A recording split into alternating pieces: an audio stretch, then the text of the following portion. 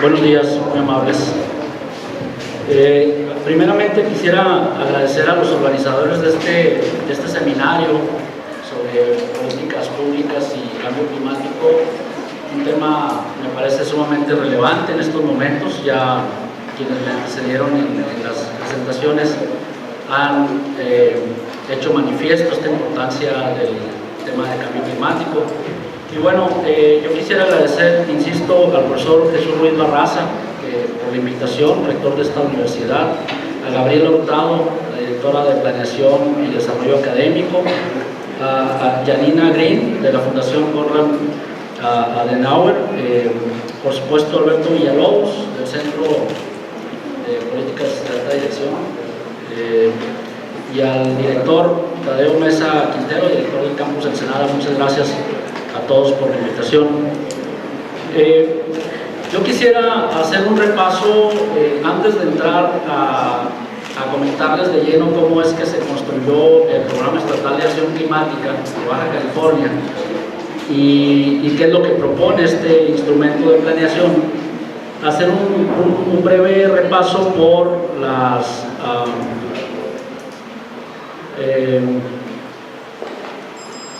las políticas públicas en la escala nacional que derivan o que impulsan que los estados justamente desarrollen esto. Entonces, ahorita me voy antes de entrar al tema propiamente del Programa Estatal de Acción ante Cambio Climático, vamos a revisar estos otros instrumentos. Yo particularmente, cuando me invitaron, dije, bueno, ¿y cómo hacer una presentación? Me enfrenté también a la misma disyuntiva de Luis Eduardo Calderón para tratar de estructurar una presentación que estuviera de acorde a los objetivos del seminario. Entonces, yo me propuse hacer un análisis de 4 factores o 4 variables o 4 de las estrategias de las cuales se derivan muchas líneas de acción en los instrumentos de política nacional y por supuesto en el propio PEAC. Y cuando hablo de esas estrategias estoy hablando del concepto de desarrollo urbano, del concepto de energía renovable, del concepto de fortalecimiento institucional y por último de lo que se denomina incentivos fiscales. Y para ello, bueno, hago un recorrido por tanto la Estrategia Nacional de Cambio Climático, pasando por el Programa Especial de Cambio Climático y llegando finalmente a lo que propone el propio programa estatal. Si avanzamos, por favor. Bien, tanto la maestra Diana Laúz como Eduardo Calderón mencionaron el Sistema Nacional de Cambio Climático. La Estrategia Nacional de Cambio Climático así lo contempla. Ya entendemos que es un proceso que está en construcción. Justamente ahí podrán ver qué elementos o qué dependencias, tanto de los gobiernos federales como de las entidades federativas que están allá hacia su mano derecha, abajo, y las autoridades municipales que deberían de estar integrando este sistema. También, bueno, sabemos la propia estrategia, insisto, seguimos analizando la estrategia, define ejes como la planeación, donde se encuentra la propia estrategia. Acá se encuentra el programa especial y los programas estatales.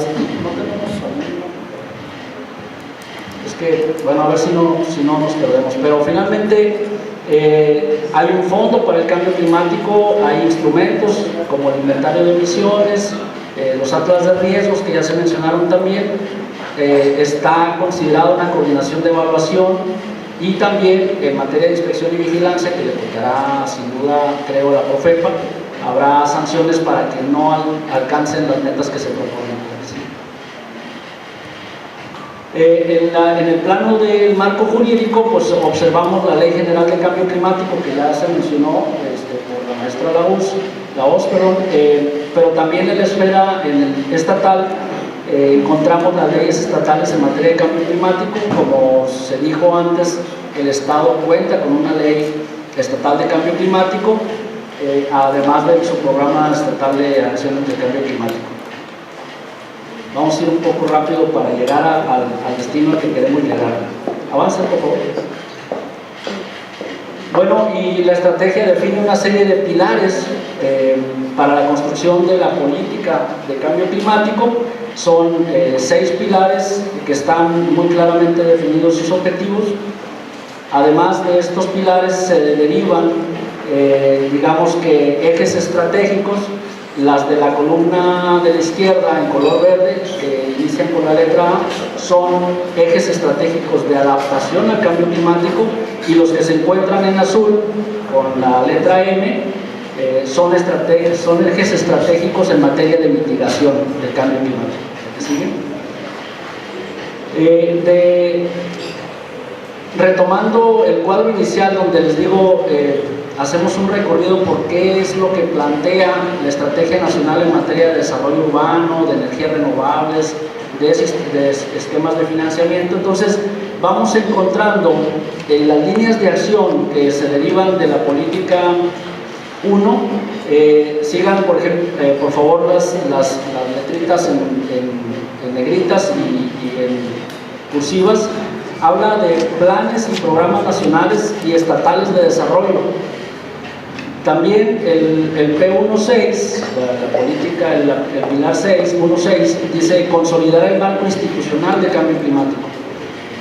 Y el P19 habla de garantizar la inclusión de criterios de adaptación y mitigación al cambio climático en los ordenamientos generales, en los ordenamientos estatales y en los ordenamientos municipales del territorio y de los programas de desarrollo urbano.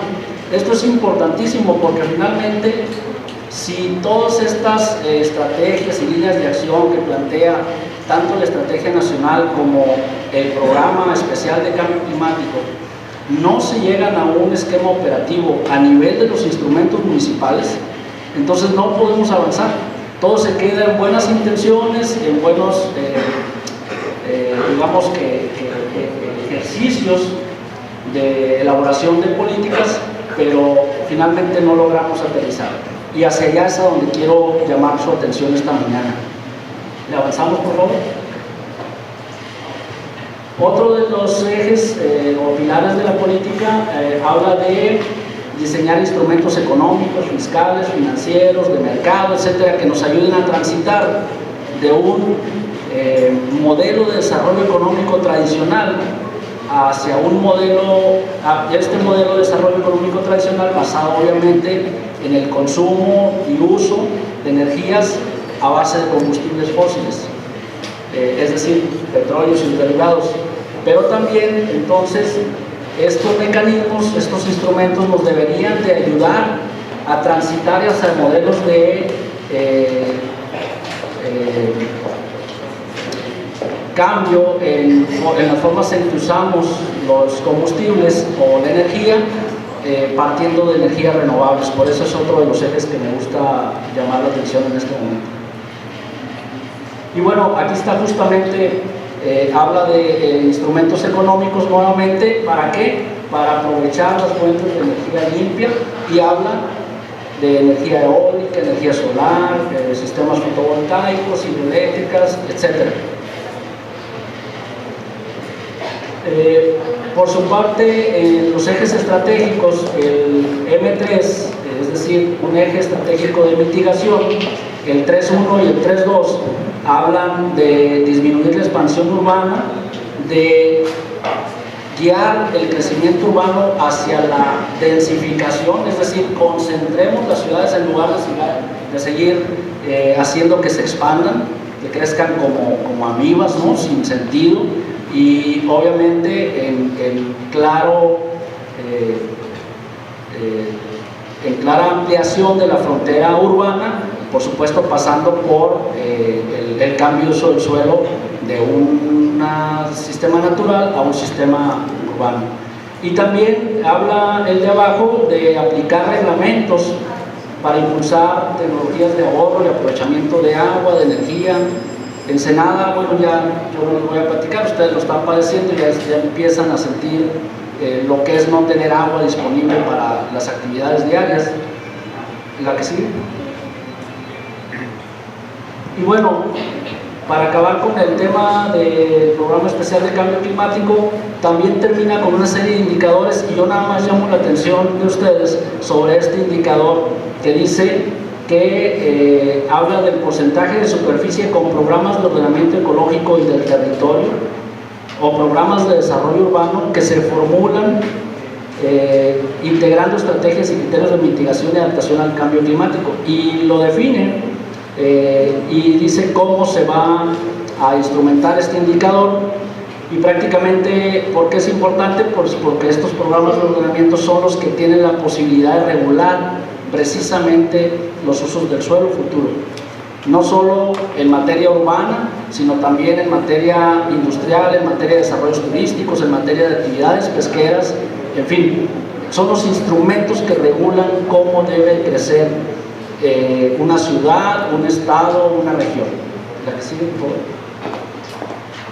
Bien, llegamos entonces al Programa Estatal de Acción ante Cambio Climático. Por cuestiones de tiempo y para no ser ya muy repetitivo, porque los maestros que me antecedieron platicaron muy bien de todo esto, yo quisiera concentrarme entonces en platicarles un poco la experiencia del Programa de Acción ante el Cambio Climático, que hay que decirlo, en su momento cuando lo iniciamos en 2008, solamente teníamos registrados 2 programas estatales a nivel nacional.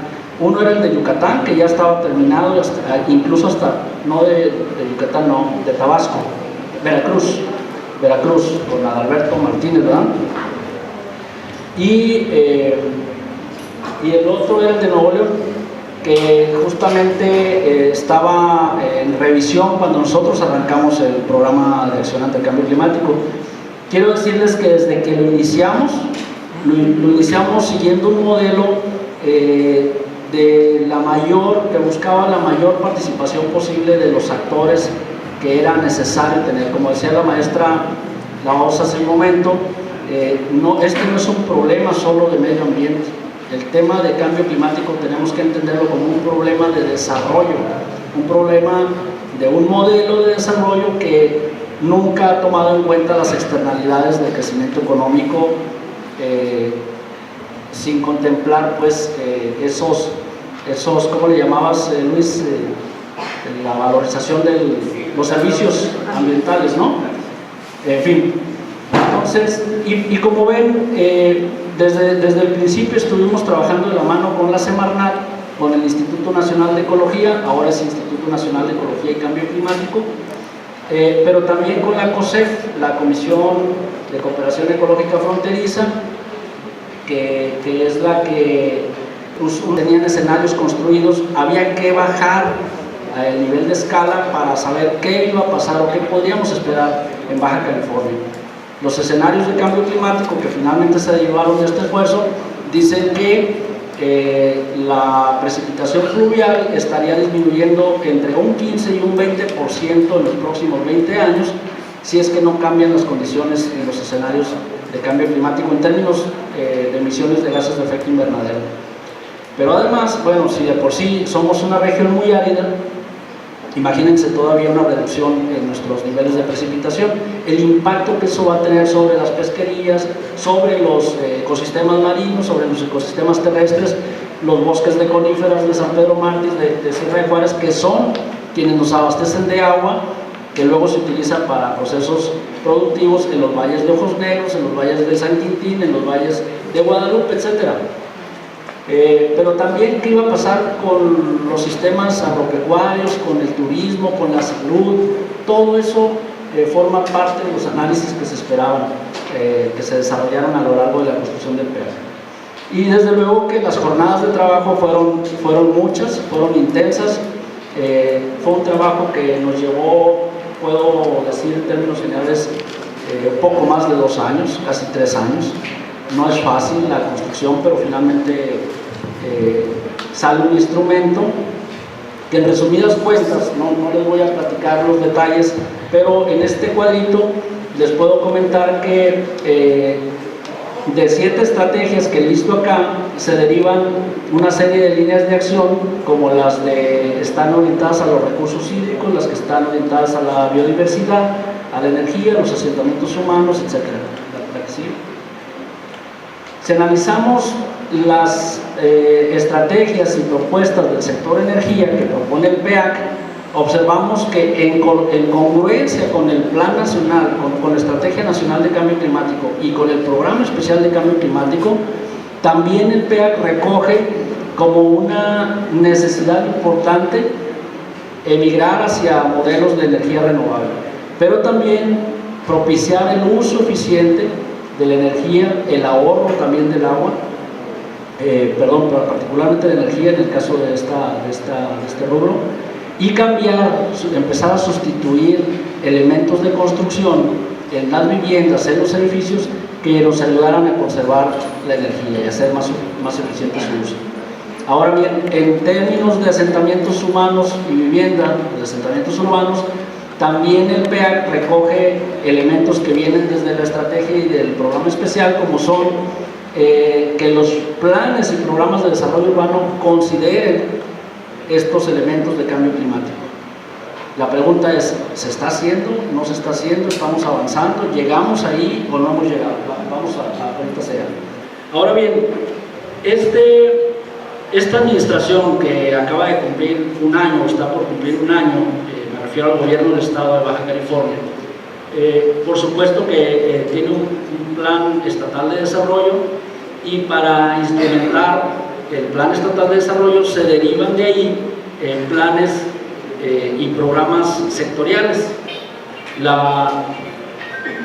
El propio plan estatal de desarrollo define a estos planes sectoriales, los que están en azul, los especiales, los regionales y los estatales, como instrumentos que van a ayudar a cumplir los objetivos y las metas del plan estatal de desarrollo. La pregunta es, ¿estos programas sectoriales, especiales, estatales y regionales recogen los elementos de política de cambio climático que define la estrategia nacional, que define la Ley General de Cambio Climático, la Ley Estatal de Cambio Climático y el Programa Estatal de Cambio Climático? La respuesta, para acabar pronto, es que todavía no llegamos ahí. Esto es un reto. ¿La que sigue? Bueno, quédate ahí tantito, por favor. Si se fijan, los gobiernos suelen ser muy sectorizados. ¿Qué quiere decir con esto? Que difícilmente cruzan señales entre ellos. Difícilmente el sector infraestructura voltea a ver al sector salud, o al sector turismo, o al sector medio ambiente, y viceversa. Es decir, es difícil, es muy difícil que logren empatar objetivos y que logren trazar líneas de acción conjuntas. Esto que vemos ahí, si hacemos un esfuerzo de imaginación, parecería el closet de cualquiera de nuestras casas, ¿sí? Es el guardarropas, donde tenemos cajones en donde en una parte están unos objetos y en otras, y que nunca se van a cruzar, nunca va a cambiar un objeto de un cajón a otro. Más o menos es lo que pasa. Es un reto trabajar temas de comunicación intersectorial. Por eso, aquí coincido nuevamente con la maestra Diana Loos, porque necesitamos aprender a desarrollar instrumentos de comunicación intersectorial, y ese es un reto en materia de estructura de políticas públicas, sea o no el tema del cambio climático el que abordemos, y esto se logra a través de sólidas agendas de transversalidad. ¿Qué es esto? Bueno, avanza una más, y ahorita nos regresamos a esta. ¿Qué necesitamos para que los esquemas de agenda transversal, es decir, hay que entender a la agenda transversal como las líneas y los puentes que nos ayudan a comunicar esos cajones sectoriales que acabamos de observar hace un momento? Pero lo que ocurre es que actualmente, si observamos el primer cuadro de su izquierda, las condiciones actuales de transversalidad están bajo vínculos muy dispersos, informales, sin presupuesto, sin un seguimiento programático adecuado y sin políticas conjuntas, con metodologías compartidas, etc. Es decir, otra vez hablamos de muchas ganas de hacer cosas, a veces buena voluntad de las partes, pero si no se tienen instrumentos bien definidos de política transversal, esto es muy difícil que se implemente. Entonces necesitamos llegar hacia una nueva etapa de transversalidad. ¿Ya estoy a tiempo? Muchas gracias. A una nueva etapa de transversalidad donde hay una vinculación programática, presupuestal, etcétera, etcétera, cosa que no tenemos en este momento, insisto. Ahora sí te regresas a lo anterior. La idea sería llegar a un modelo donde todas las secretarías, si se fijan, las barras verdes estarían representando los cajones que vimos anteriormente en los ejes sectoriales, tenemos ahí a instituciones como la Secretaría de Desarrollo Económico, la Secretaría de Educación, la Secretaría de Planeación y Finanzas, la de Desarrollo Urbano e Infraestructura, la de Agropecuario, la de Pesca, etc.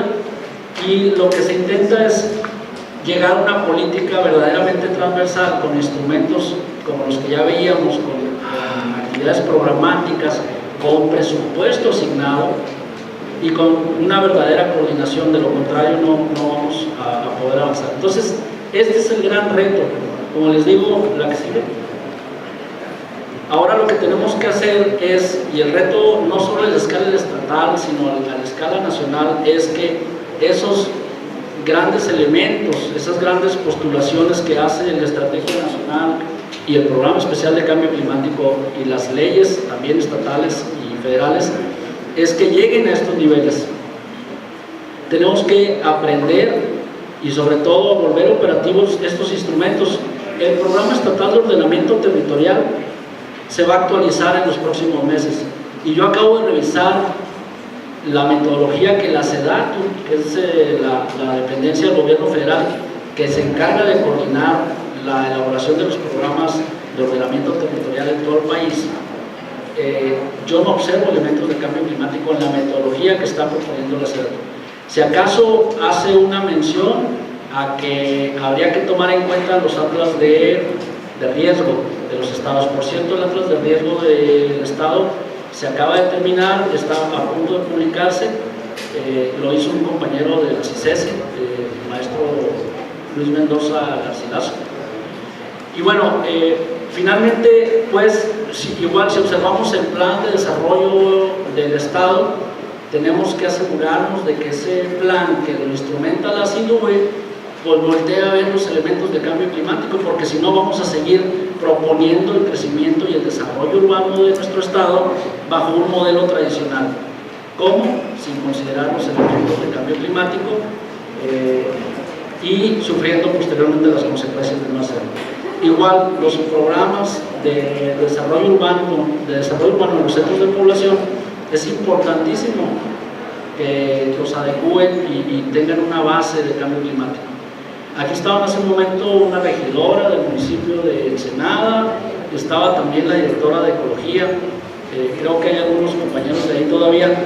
Es importante que se lleven esta idea de que necesitamos verdaderamente empujar hacia allá estos instrumentos. Ya estoy terminando. Los reglamentos de construcción municipales no tienen elementos. El reglamento de construcción es el que dice cómo se construye un edificio, cómo se construye una casa. Y debemos de buscar que esos reglamentos municipales de construcción ya traigan consideraciones de elementos, de materiales bioclimáticos que ayuden a conservar energía. En Mexicali, con las temperaturas que tenemos, siguen construyendo casas a base de block, que es criminal, porque al rato se mete una familia ahí y tiene que meterle 5 toneladas de paquetería de aire acondicionado para poder tener un confort, y eso cuesta, ¿no? Entonces necesitamos empezar a aterrizar estos elementos. Y desde luego, por último, los programas sectoriales. El programa hídrico, importantísimo. El elemento agua en esta región es un elemento ya de paz social, si lo queremos, y de bienestar social, ¿no? Vamos a empezar a tener serios problemas si no aprendemos a ver el elemento agua como lo que es un recurso natural hay que cuidar. Estamos muy impuestos a verlo como un elemento que nomás abrimos la llavecita y ahí lo tenemos a la mano, ¿no? Y poco nos preocupamos en saber de dónde viene, cómo se potabiliza, cuánto se gasta para que llegue ahí, dónde están los ecosistemas que originan esa agua, ¿no? Y cómo están, ¿los estamos cuidando o no los estamos cuidando? En fin, creo que el tema de salud también llama la atención porque, como decía la maestra Diana Laos, Baja California está considerado, cuando se analizan a nivel nacional los factores importantes donde va a impactar el cambio climático, para esta región sin duda es el golpe de calor. En Mexicali ya hay muertes, hay defunciones por golpe de calor. Cuando ha habido ondas cálidas en Europa, en Norteamérica, en regiones donde no están acostumbrados a alcanzar temperaturas altas por un tiempo prolongado, vienen decesos de miles de personas. Entonces es importante el sector salud que se prepare, conocer los vectores que pueden desarrollar enfermedades, la malaria, el dengue. Empiezan a emigrar los vectores cada vez más al norte porque las condiciones del clima son propicias para que se desarrollen acá. Entonces antes no teníamos, no conocíamos esos vectores y ese tipo de enfermedades. Hay que empezar a tener en cuenta que eso podría estar sucediendo en un futuro aquí en Baja California. Creo que ya con eso termino. A ver. Bueno, y por último, ahora sí les prometo que es la última. Los instrumentos financieros están establecidos en la Estrategia Nacional, en el Programa Especial de Cambio Climático, en el PEAC de Baja California. Sin embargo, si observamos la Ley de Ingresos de Baja California solamente, no podemos observar, no se encuentra una manera de estimular, de incentivar a las empresas que quieran cambiar hacia sistemas renovables de energía, hacia modelos de eficiencia energética, de reuso de agua, etcétera. No se observan estímulos. Si queremos, si el sistema de transporte, que es uno de los que más gases de efecto invernadero generan, quisiéramos que emigraran hacia sistemas de transporte eficiente y de bajo consumo de combustibles fósiles, no encontramos los incentivos. Estoy hablando a nivel local, quizá a nivel nacional ya empiece a haber algunos, yo todavía no los conozco, pero finalmente a nivel local necesitamos ir hacia allá. Pero las empresas también necesitan encontrar estímulos fiscales o incentivos de algún tipo para moverlos hacia allá. Creo que con eso ya terminamos. Muchas gracias por su atención.